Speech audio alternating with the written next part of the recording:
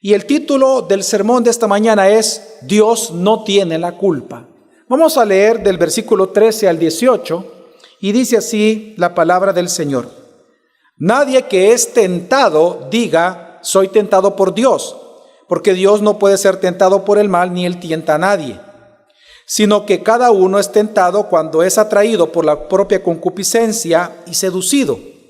Entonces la concupiscencia, después que ha concebido, engendra el pecado, y el pecado ya desarrollado da a luz la muerte. No os engañéis, amados hermanos míos. Toda buena dádiva y todo don perfecto desciende de lo alto, del Padre de las luces, en el cual no hay cambio ni sombra de variación. Él, porque quiso, nos engendró con la palabra de la verdad, para que seamos primicias de sus criaturas. Esta mañana, este día, a través de este texto yo quiero demostrarte que aunque Dios determina las circunstancias que rodean tu vida cuando tú sufres, Él no tienta a nadie, porque cuando uno es tentado, uno lo es de sus propios deseos pecaminosos, mientras que Dios nos da vida por medio de su palabra. Así que esto voy a tratar de demostrártelos con 3 puntos que claramente se logra ver en el texto. El primero de ellos vamos a ver el origen de tus tentaciones. Lo segundo es el objetivo de las tentaciones, cuál es la meta que tienen las tentaciones. Y en tercer lugar, la bondad de Dios en medio de tus tentaciones. Así que veamos en primer lugar lo que dice Santiago acerca del origen, de la fuente de tus tentaciones. Dice versículo 13 y versículo 14. Nadie que es tentado diga, soy tentado por Dios, porque Dios no puede ser tentado por el mal, ni él tienta a nadie, sino que cada uno es tentado cuando es atraído por la propia concupiscencia y seducido. Cuando tú sufres, prácticamente tú experimentas 2 tipos de tentaciones, hermano, o impulsos a pecar, porque la palabra tentación es impulso a pecar.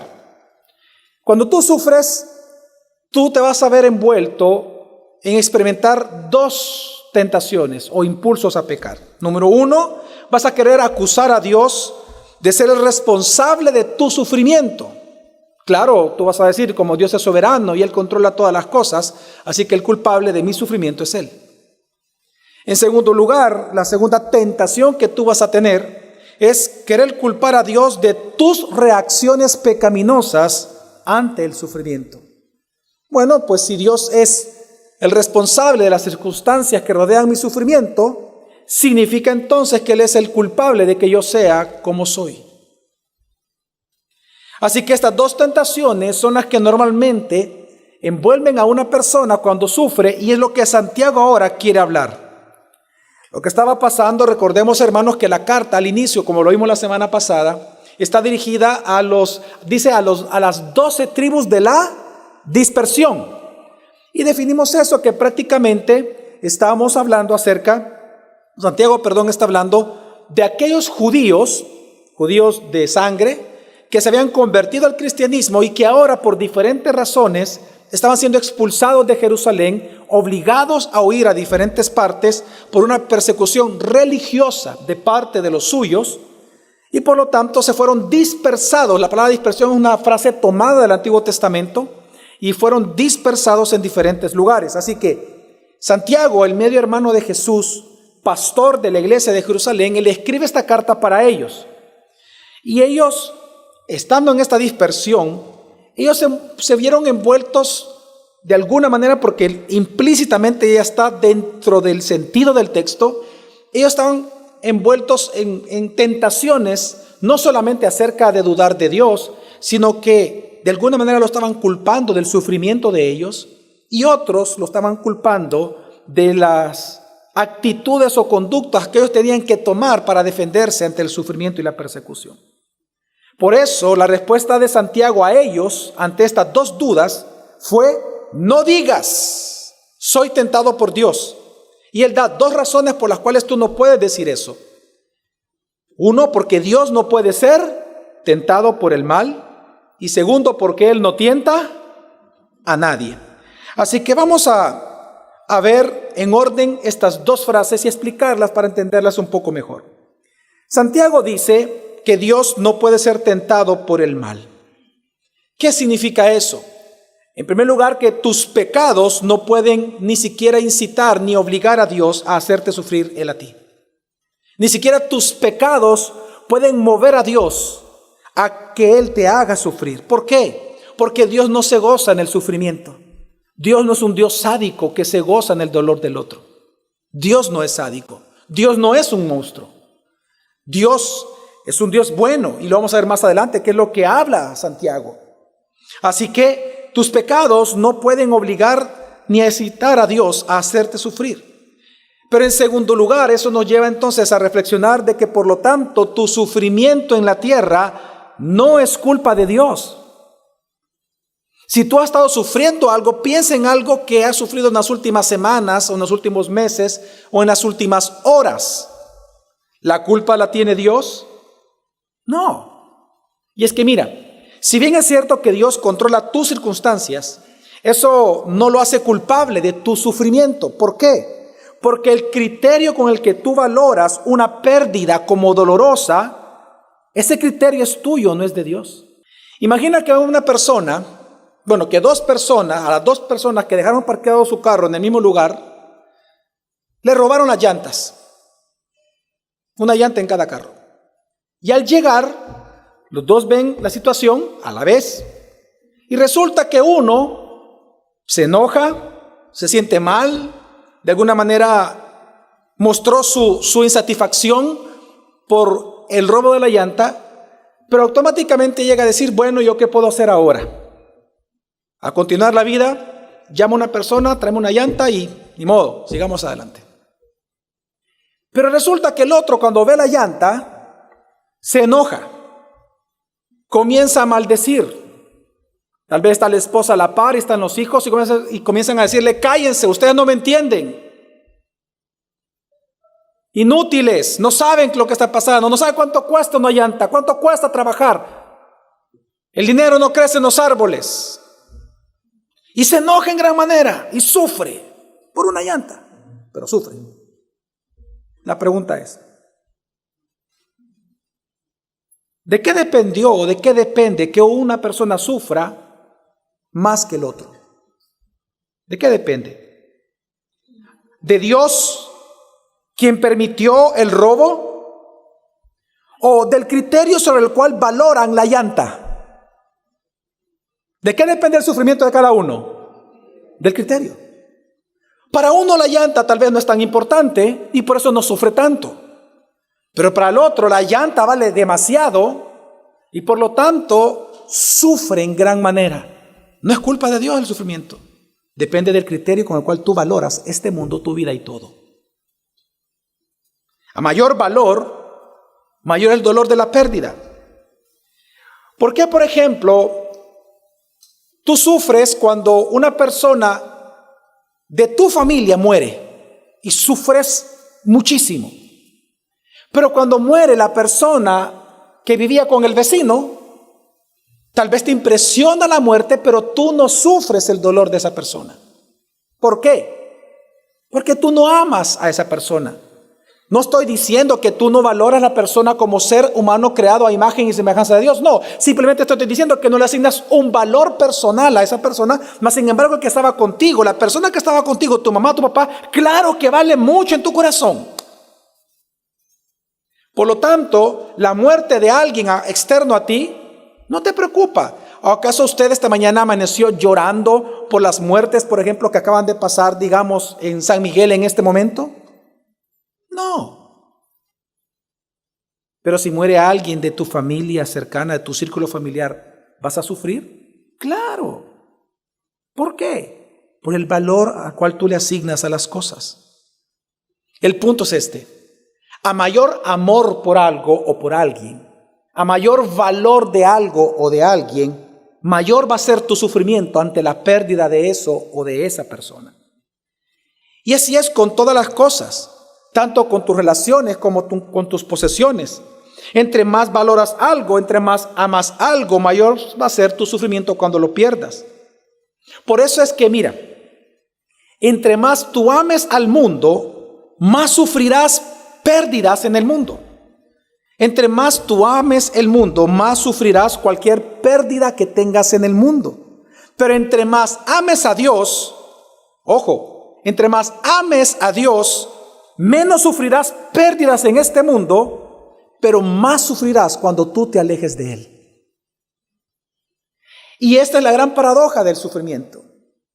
Por eso es que Pablo, ya en Filipenses, en una carta que habla mucho del sufrimiento, Pablo dice, capítulo 3, del 7 al 8, pero cuantas cosas eran para mí ganancia. Claro, hay cosas que para ti son importantes. Por ejemplo, es como que si de repente vienen y chocan tu carro, y si tu carro para ti es valiosísimo y es la parte central de tu vida, tú amas tu vehículo, entonces lo que va a pasar es que cuando venga tu hijo chiquito y te diga, papi, no te preocupes, usted casi se va a enojar con su hijo, porque usted valora el carro, pero su hijo no lo valora. Y cuando su hijo lo vea a usted enojado, lo que va a hacer su hijo es quebrar el cuchito y él va a decir, papi, toma para que arregles el carro, y le va a traer $1. Porque él no tiene el concepto del valor de las cosas para usted, según usted. Pero lo que sucede es que su hijo es inocente, él sabe que papi lo va a arreglar. No le extrañe que por eso Jesús diga que nosotros tenemos que tener la fe como de un niño.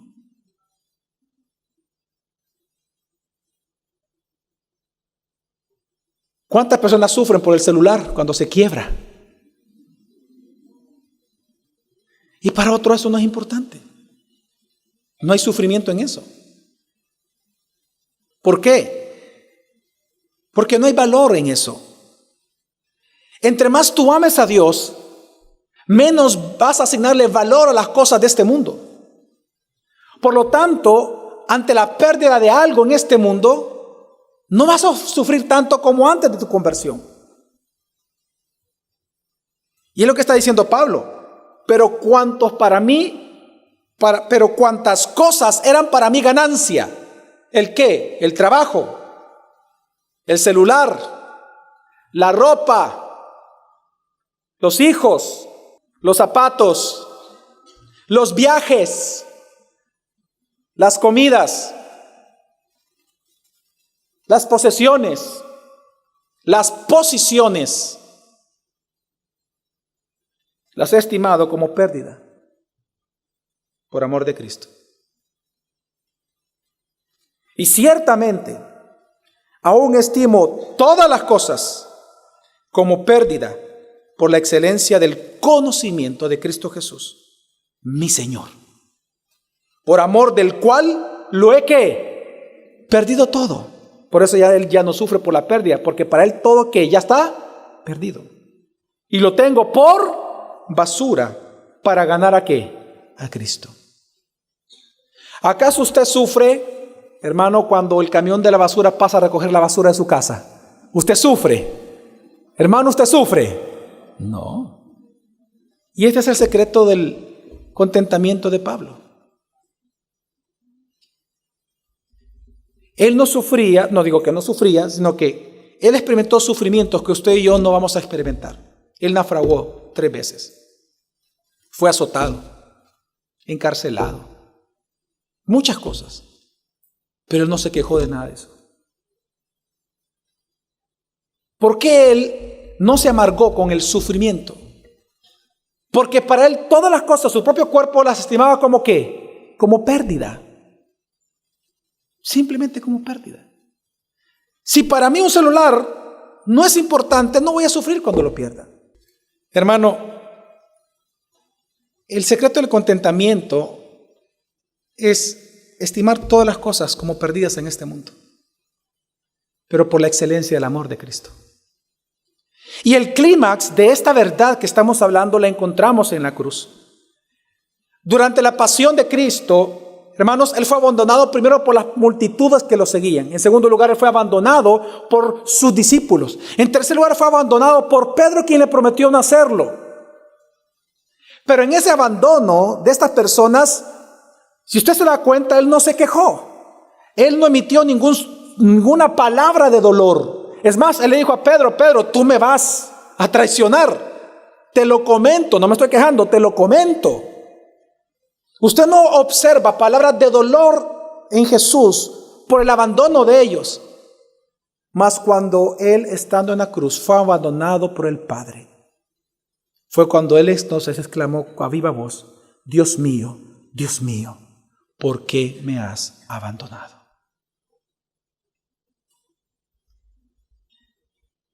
Entre más tú ames a Dios, más sufrirás alejarte de Él. Pero entre más ames a Dios, cuando pierdas a alguien o algo de este mundo, menos vas a sufrir.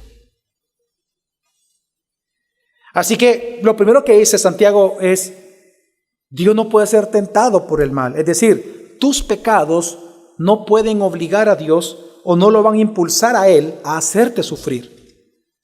Por eso, aunque Él controla todas las circunstancias de tu vida, Él no es responsable de tus sufrimientos, hermano. Según la cosmovisión que tú tengas, según la fe que tengas, auténtica o no, así será el tipo y el nivel de tu sufrimiento diario. Amén, hermanos.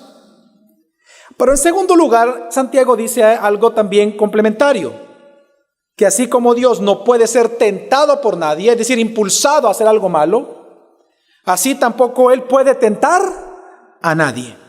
En otras palabras, Él no quiere que tú peques. Él no quiere que tú peques. Dios no quiere que tú peques. Por lo tanto, Dios no es responsable de que cuando tú sufres, te veas tentado, por ejemplo, a abandonar tu fe, a vengarte de aquellos que te están haciendo sufrir, a resentirte o a hacer cualquier otra cosa pecaminosa. Tú no puedes acusar a Dios de ser quien tú eres ahora a causa de tu vida pasada. No puedes acusar a Dios de eso. No puedes. No puedes acusar a Dios de que tú ahora eres lo que eres a causa de lo que Él ha permitido que suceda en tu vida. Y es que mira, hermano, si bien es cierto que Dios es quien controla las circunstancias que rodean tu vida en medio del dolor, Él no es responsable de todas las cosas malas que tú piensas hacer cuando sufres. Tú no puedes decir, por ejemplo, es que Dios me ha obligado a ser como yo soy. Si tan solo Él no hubiera permitido estas cosas en mi vida, yo no sería lo que soy ahora. No puedes decir eso. Tampoco tú puedes decir, no, es que Dios quiso que yo fuera así. Hermano, ¿de qué pecado que tú cometes culpas a Dios? Es que mira, desde los criminales hasta los que abusan a personas, y no me refiero solamente a abuso sexual, bullying en los colegios, de los que abusan en las universidades, de los que abusan en el trabajo, desde los criminales hasta los que abusan a otros, es común escucharlos decir, es que él o ella me obligó a hacerlo. Quiero que entienda que los abusadores y los criminales todo el tiempo excusan su forma de ser en que alguien los obliga a ser así. Es como el hombre cuando golpea a la esposa, o la esposa cuando golpea al hombre, que le dice, no me tentes, me estás tentando. Cuidado, me estás colmando el vaso.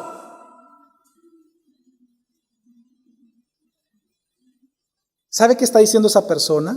Tú eres el culpable de que yo te vaya a matar a ti. Tú eres el culpable de mi maldad de mi corazón. Tú eres el culpable, no yo. No el pecado. Entonces, tal vez usted puede decir, pero pastor, yo no he dicho esas palabras. No, tal vez usted no ha dicho esas palabras, pero tal vez usted ha dicho algo como esto, es que la vida me ha hecho así. Hey, mira, ya cambiado, hey, no hables así. Es que mira, hey, tenés que aceptarme como soy tolerante. Tenés que aceptarme como yo soy. Así soy. Ok. Cuando tú dices ese tipo de frases, la vida me ha hecho así, o así soy, ¿sabes lo que tú estás diciendo? Dios me hizo así.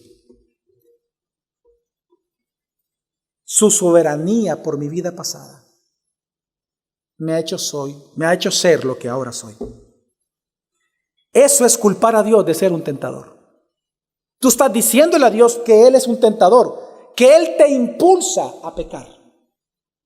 por lo que Él es soberano y por las circunstancias que te rodean, tanto has sufrido tú que ahora tú te ves impulsado a pecar por cuánto tú has sufrido. No es que yo tengo que estar a la defensiva todo el tiempo, así me ha hecho la vida, así es Dios de culpable, de tentador. No, Santiago dice, no culpes a Dios.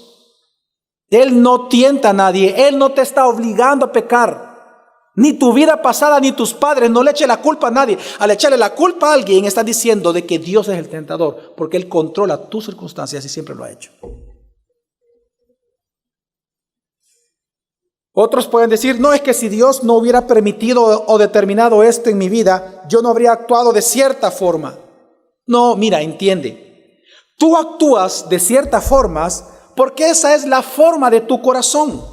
Esa es la forma de los deseos predominantes pecaminosos en tu corazón.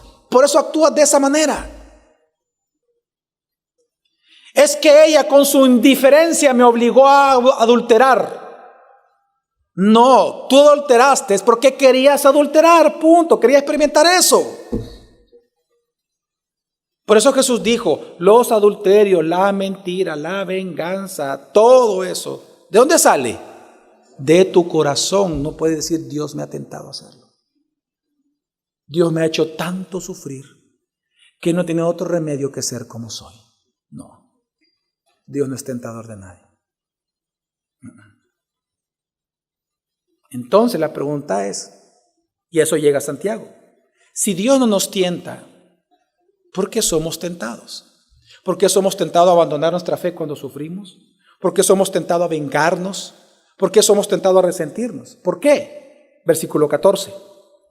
Sino que cada uno es tentado cuando es atraído por la propia ¿qué? Concupiscencia y es seducido. Mire, Santiago lo que está enseñando ahora es el efecto de la caída.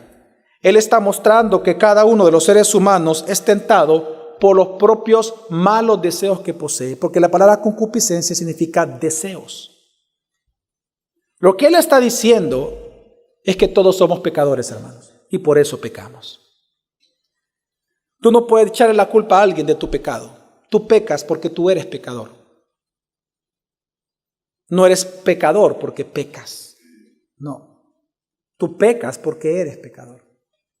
Y es lo que Santiago está recordando.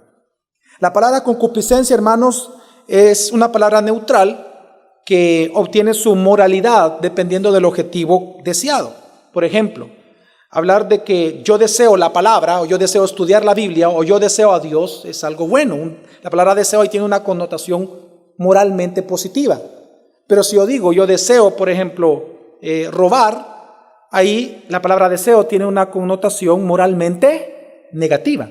Entonces, la palabra deseo es neutral, pero en el Nuevo Testamento, la mayoría de veces que los escritores la ocupan, la palabra concupiscencia, la mayoría de veces se refiere a cualquier anhelo humano por todo aquello que Dios prohíbe. Casi siempre su connotación es negativa, la palabra concupiscencia. Entonces, lo que está diciendo Santiago es que la razón por la cual tú te ves tentado en medio del sufrimiento a hacer cualquier otra cosa pecaminosa es por los propios deseos malos que hay en tu corazón simplemente. Es por el deseo malo que hay en ti.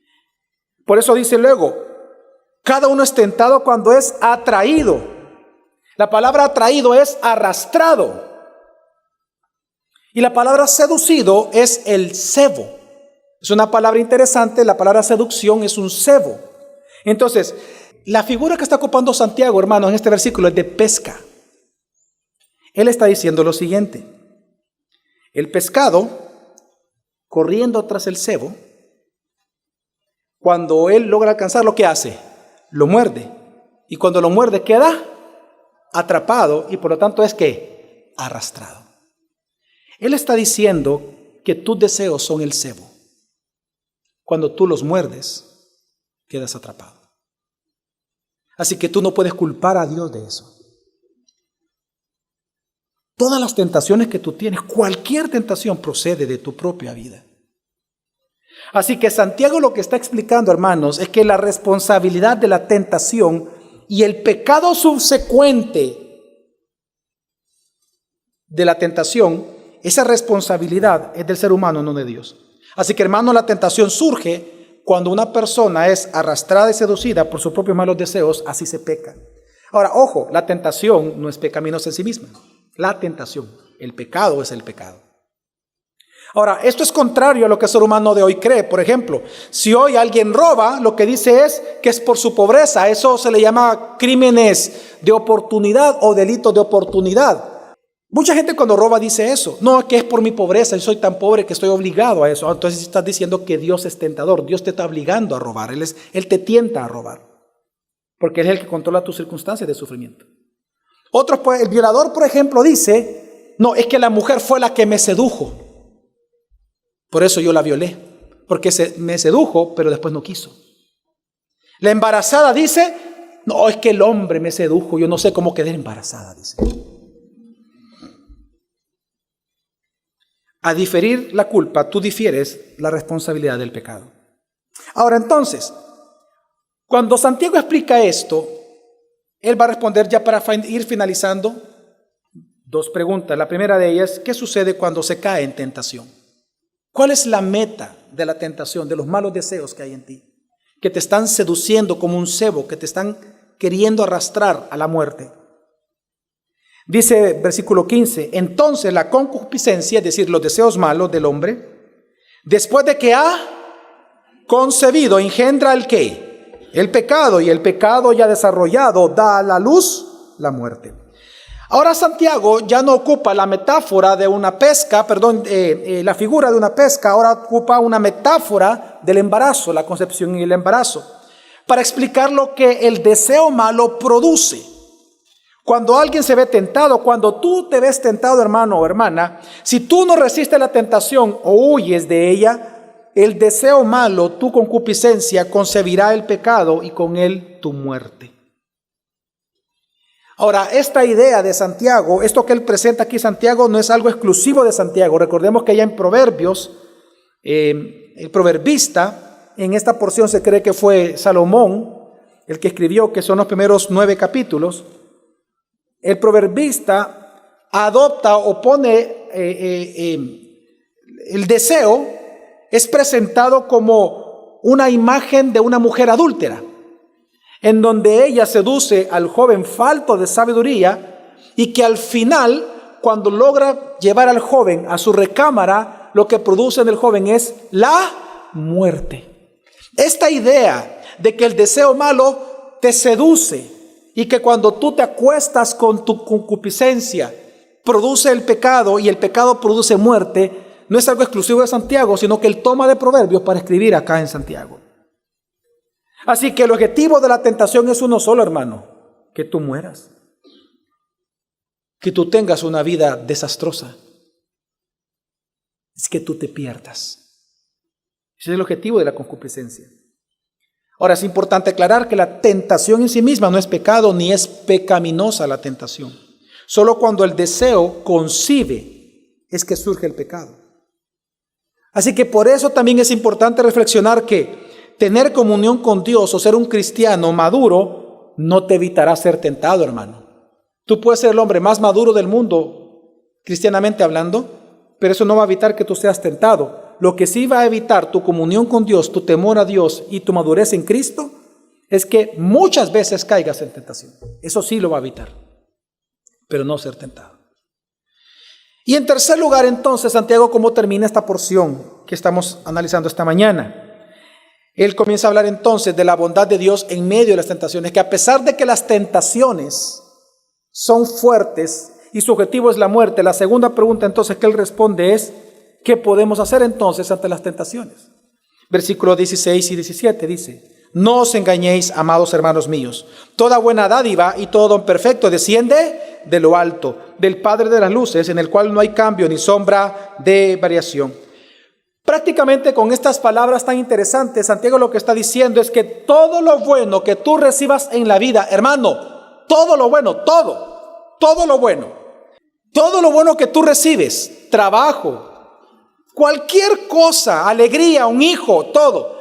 Lo que está diciendo Santiago es todo lo bueno que tú recibes en la vida proviene de Dios, porque Dios es bueno. Es lo que está diciendo Santiago con este versículo. Todo, cualquier cosa buena, todo procede de Dios, porque Dios es bueno. Por lo tanto, todo Santiago, usted vamos a ir observando poco a poco que toda la carta de Santiago todo el tiempo está haciendo contrastes. Y aquí vemos un contraste. Él está diciendo, si la fuente de la tentación, es decir, es tu concupiscencia, entonces la fuente de las cosas buenas que tú experimentas viene de Dios. Lo malo, es decir, el pecado de tu concupiscencia, lo bueno, ¿de dónde viene? De Dios. Y él comienza a hacer el contraste para que no sigas culpando a Dios de las cosas que tú experimentas. Santiago lo que está haciendo aquí es un maestro muy sabio. Y él está explicándole al cristiano cosas bien básicas. Mira, todo lo malo que tú pecas viene de tu concupiscencia. Todo lo bueno que tú recibes y aún lo bueno que hay en ti procede de Dios, no de ti. ¿No debe entender, hermanos? Y esto, ¿cómo lo sabemos? Por las palabras que lo ocupa. Fíjate bien que lo que dice: no os engañéis, amados hermanos. Toda buena dádiva. La palabra buena dádiva, hermanos, significa buenos regalos o dones buenos. Dice, toda buena dádiva, todo buen regalo, todo don perfecto. ¿De dónde desciende, hermanos? De lo alto. ¿Cómo le llama lo alto? ¿De quién? ¿Quién es el alto ahí? El Padre, dice. ¿El Padre de qué? Ok, el Padre de las luces es una frase muy, muy hebrea. El Padre de las luces es el creador del cosmos. El creador, las luces aquí son las estrellas. El creador de las estrellas. Es una frase bien característica de los judíos. Lo que él está diciendo, Santiago, es que todo regalo bueno que tú recibes procede del Padre, el creador de todas las cosas. Por eso él es el Padre, porque él es el creador de todo. Pero fíjese qué interesante lo que él hace. Dice, del Padre de las luces, en el cual no hay ¿qué? No hay cambio ni sombra de variación. Ok, fíjate bien. La palabra luces es una paráfrasis para todas las luces celestiales del cielo. Cuando él dice que en él no hay cambio ni sombra de variación, Santiago está ocupando un lenguaje cosmológico. Porque fíjese bien, si usted se pone, usted nunca ha probado esto, en la noche ponerse en un solo lugar viendo hacia arriba. Si usted tiene paciencia, en minutos, ni siquiera requiere horas, en minutos usted va a ver cómo las estrellas en nuestra perspectiva se van moviendo. ¿Cuántos ya lo han visto? Ok, en nuestra perspectiva, bueno, el sol sale ¿de qué lado? ¿Del este o del oeste? Del este. Sale del este y en la medida que pasa el día usted va viendo que el sol se mueve. Nosotros sabemos que es la tierra, pero desde nuestra perspectiva el sol ¿qué? Se mueve y comienza. ¿De este a dónde? A oeste. Ok, eso es lo que está diciendo Santiago acá.